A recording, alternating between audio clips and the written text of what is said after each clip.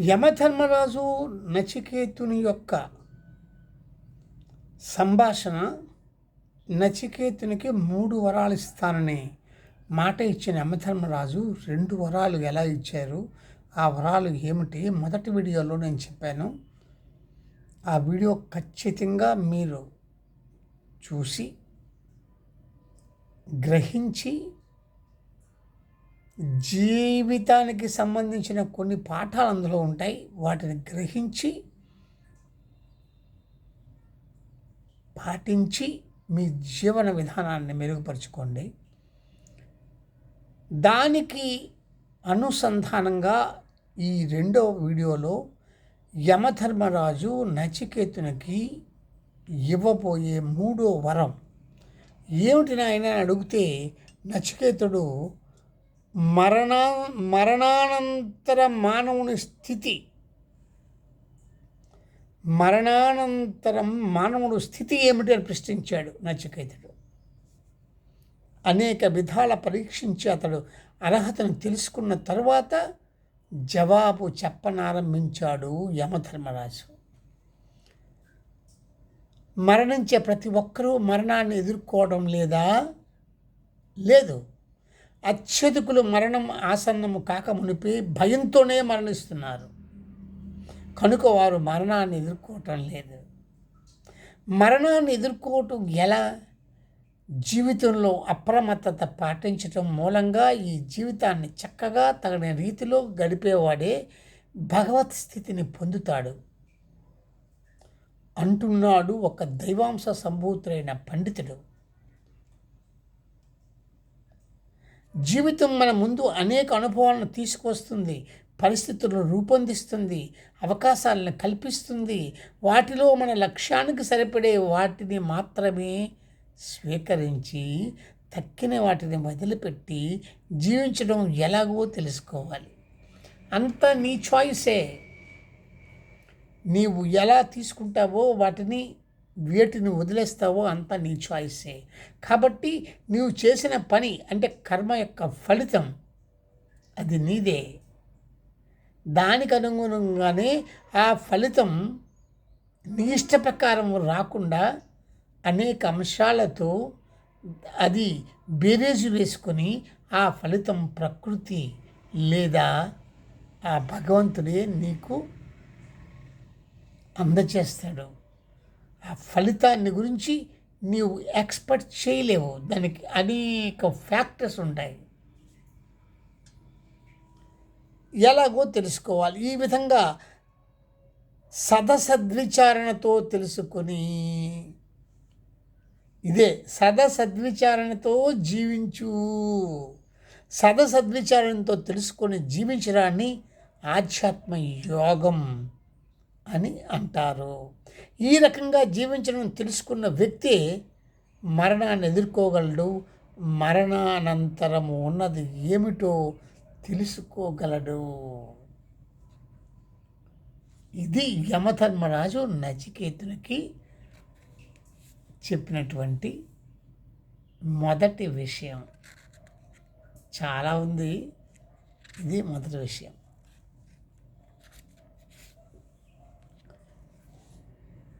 రెండో విషయం ఏం చెప్పాడంటే,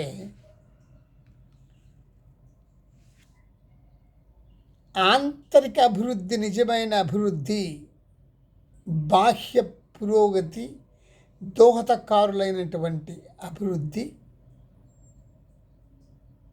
నిజమైనది కాదు. అంటే అర్థమైందో లేదో మీకు?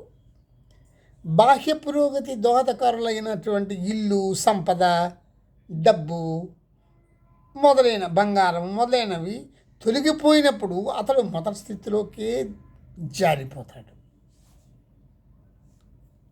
ఆంతరిక పురోగతిలో దేనిని కోల్పోయే ప్రమాదం ఉండదు. ఆ ఆంతరిక పురోగతి ఆధ్యాత్మిక పురోగతి.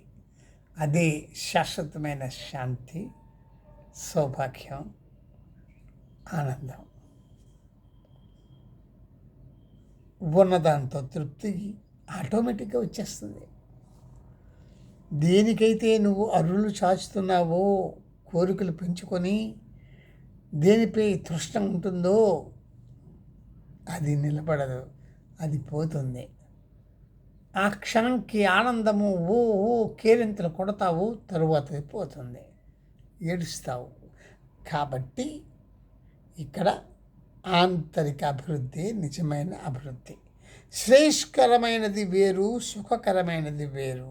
అవి రెండు విభిన్న ఫలాలను ఇచ్చి వాటి ద్వారా మనిషిని బంధిస్తాయి. శ్రేయస్కరమైనది స్వీకరించిన వానికి శ్రేయస్సు అనుభూడుతుంది. సుఖకరమైన ప్రియమైన దానిని కోరుకున్నవాడు లక్ష్యం నుంచి పతనము చెందుతాడు. రెండో విషయాన్ని చాలా వివరంగా చెప్తున్నారు. ఇది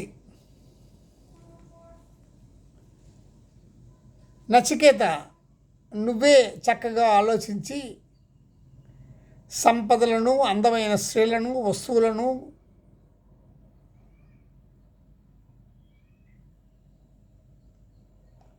త్రోసి రాజన్నావు. ఏ మార్గములో ఎందరో మనుష్యులు మునిగిపోతారో అది సంపదను లక్ష్యంగా పెట్టుకున్నది. ఆ మార్గాన్ని నువ్వు ఎంచుకోలేదు. నచికేతుడు ఆ మార్గాన్ని ఎంచుకోలేదు.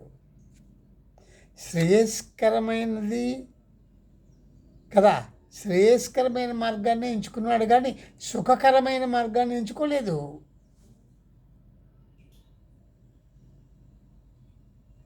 ఎందుకంటే బుద్ధిమంతుడు నచికేతుడు కాబట్టి విచారణ చేశాడు.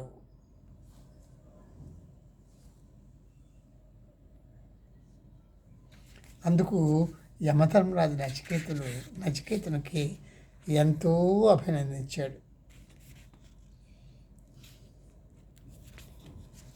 ఇలా గడిచింది.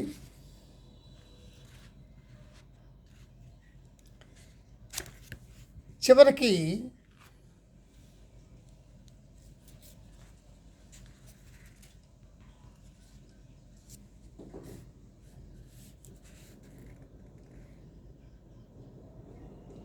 మరణం ఎవరికి?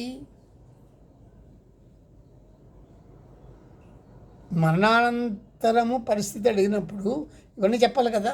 మరణం ఎవరికి?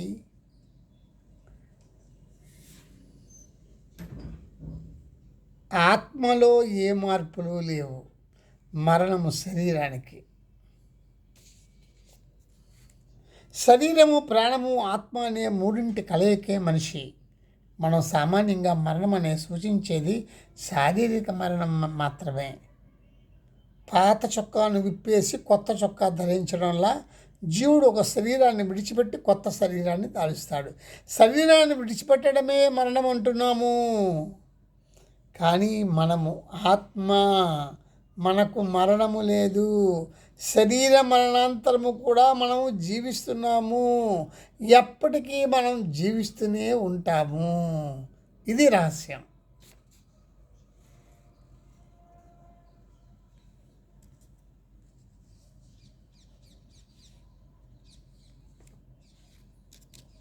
తాను చంపుతున్నట్లుగా భావించేవాడు, తాను చంపబడినట్లు భావించేవాడు ఇద్దరూ సత్యాన్ని తెలుసుకోలేని వారే. ఆత్మ చంపదు, చంపబడదు.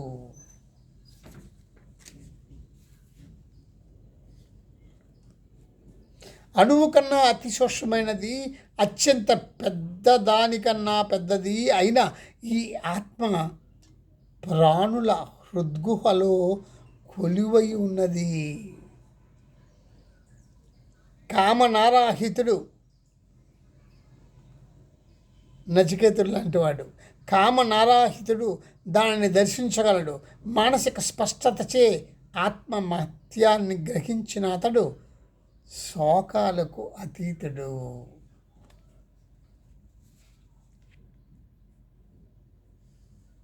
ఆత్మ శరీరంలో ఉండి శరీరరహితమైనది, అశాశ్వత వస్తువులలో ఉండి మార్పు లేనిది, మహత్తరమైనది, సర్వత్రా నెలకొని ఉన్నది.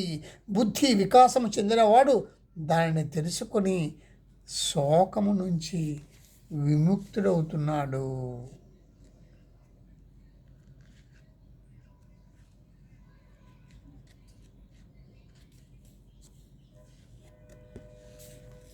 ఇలా మీరు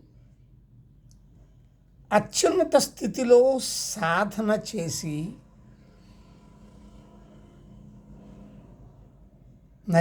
నచికేత అత్యున్నత స్థితిలో సాధన చేసి నీవు ఆత్మస్వరూపుడవని గుర్తించు. నీ ఇంద్రియాలకు లోబడి ఉండకూడదు.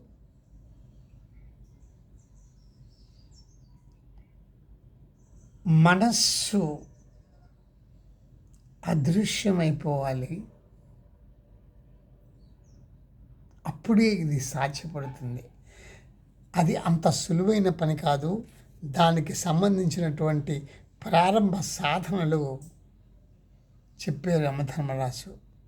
తపస్సు, ఆత్మవిచారణ, దైవ ఆరాధన.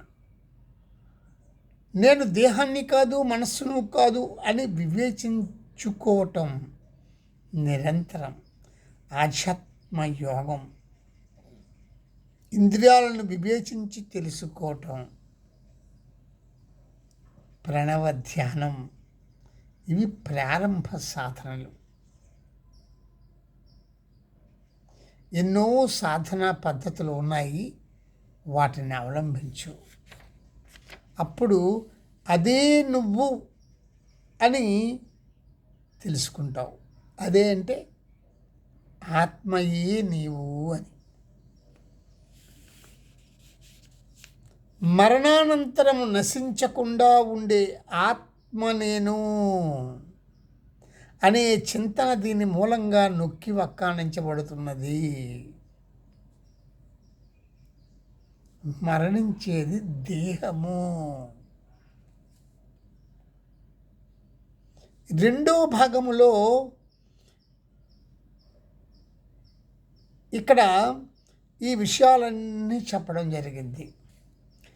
సమస్తానికి సాక్షి మాత్రుడవు నువ్వు, కాలానికి నేతవు నువ్వు, మొదట ఉద్భవించిందే నువ్వు, ప్రపంచాన్ని నడిపించే శక్తివి నువ్వు, ఆత్మాగ్నివి నువ్వు, ఆదేశించేది నువ్వు, శరీరానికి అతీతుడువు నువ్వు.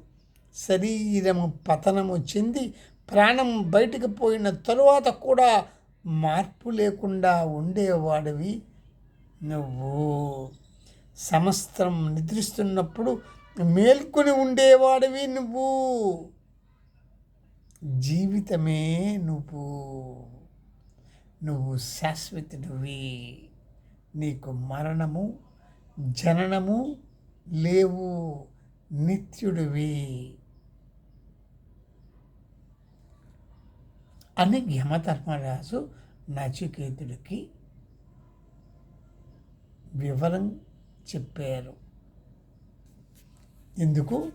మూడో వరంగా అతను అడిగినటువంటి డౌట్ ఏమిటా డౌటు? అతను అడిగినటువంటి డౌట్ ఏంటి? మూడో వరం మరణానంతర మానవుని స్థితి ఏమిటి అని. దానికి సమాధానంగా చెప్పారు. ఇది చాలా ముఖ్యమైనటువంటి విషయం.